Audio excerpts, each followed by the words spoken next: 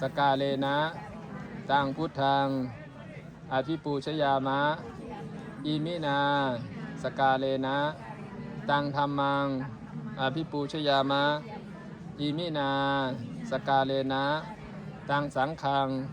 อภิปูชยามะข้าพเจ้าขอบูชาพระธาตุของพระสารีบุตรพระธาตุของพระโมคคัลลานะพระอรหันตธาตุขอการบูชาสักการะในครั้งนี้ขอให้ข้าพเจ้าถึงพร้อมด้วยปัญญาญาณในชาตินี้ด้วยเทินสาธุสาธุสาธุอนุโมทามิอรหังสัมมาสัมพุทโธภควาพุทธังภควันตังอภิวาเทมิสวากขาโตภควตาธัมโมธัมมังนัมสสามิสุปฏิปันโนภควโตสาวกสังโฆสังฆังนามามิ